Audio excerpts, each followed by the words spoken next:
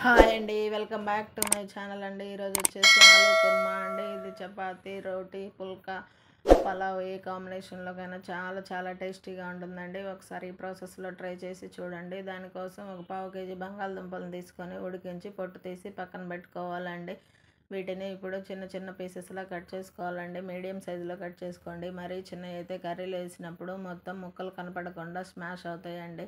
ఈ విధంగా కట్ చేసి పక్కన పెట్టుకోవాలండి. ఇప్పుడు మనం కర్రీ కోసం ఒక మసాలా పేస్ట్ ప్రిపేర్ చేసుకుందాం అండి. దానికోసం కొద్దిగా పచ్చి కొబ్బరి ముక్కలు, 1 టేబుల్ స్పూన్ గసగసాలండి. మీరు ఇక్కడ కావాలంటే ఎండు కొబ్బరిని తీసుకోవచ్చండి. మెత్తగా మిక్సీ పట్టి పక్కన పెట్టుకోవాలండి. ఇప్పుడు ఒక కడాయి తీసుకొని అందులో ఒక 3 టేబుల్ స్పూన్లు ఆయిల్ వేసుకోవాలి.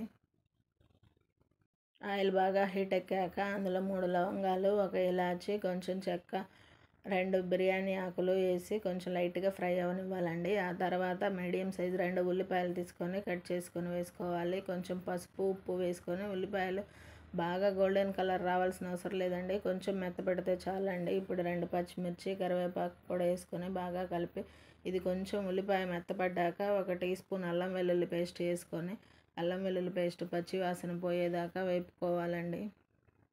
అల్లం వెల్లుల్లి పేస్ట్ పచ్చివాసన పోయాక మనం ముందుగా ప్రిపేర్ చేసి పెట్టుకున్న కొబ్బరి, గసగసాల పేస్ట్ వేసుకోవాలండి. ఇది బాగా కలుపుకొని ఇందులో నుంచి ఆయిల్ సపరేట్ అయ్యేంత వరకు ఉడికించుకోవాలండి. అప్పుడే పచ్చివాసన ఏం లేకుండా కర్రీ టేస్ట్ చాలా బాగుంటుందండి. ఇలా ఆయిల్ సపరేట్ అయిన తర్వాత బాగా గడ్డలేం లేకుండా బీట్ చేసి పెట్టుకున్న పెరుగు వేసుకోవాలండి. పుల్లటి పెరుగు కాకుండా ఫ్రెష్గా ఉండేది వేసుకోండి. అప్పుడే కర్రీకి టేస్ట్ బాగుంటుందండి. బీట్ చేసి వేసుకోవాలండి. పెరుగు వేసినప్పుడు లో ఫ్లేమ్లో ఉంచుకోండి. అప్పుడే పెరుగు విరిగిపోకుండా బాగా వస్తుందండి. ఆ తర్వాత పెరుగు బాగా ఉడికిన తర్వాత అందులో ధనియాల పొడి 1 టేబుల్ స్పూన్, 1 స్పూన్ కారం వేసుకొని ఆయిల్ సపరేట్ అయ్యేంత వరకు ఉడికించుకోవాలండి. ఇలా ఆయిల్ సపరేట్ అయ్యేంత వరకు ఉడికించుకున్న తర్వాత మనం ముందుగా ఉడికించి కట్ చేసి పెట్టుకున్న బంగాళదుంపల ముక్కలు వేసుకోవాలండి. ఇప్పుడు ఈ ముక్కలన్నిటికీ మసాలా పేస్ట్ పట్టేలాగా బాగా కలుపుకోవాలండి. ఒకసారి బాగా కలిపిన తర్వాత వాటర్ పోసుకోవాలి. మిక్సీ గిన్నెలో కొంచెం వాటర్ పోసి తొలుపుకొని పోసుకొని ఆ తర్వాత 1 గ్లాస్ పోసానండి నేను.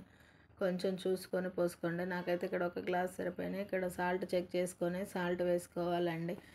అంతేనండి, మనం ఆయిల్ సపరేట్ అయ్యేంత వరకు ఉడికించుకోవాలండి. కర్రీ కొంచెం చిక్కబడుతున్న టైంలో 1 టేబుల్ స్పూన్ కసూరి మేతి వేయాలండి. కసూరి మేతిని మనం లైట్గా వేడి చేస్తే అది ఇలా చేత్తో నలపగానే పొడిలాగా అవుతుందండి. ఈ కసూరి మేతి వేయడం వల్ల కర్రీకి మంచి ఫ్లేవర్ వచ్చి టేస్ట్ చాలా చాలా బాగుంటుందండి.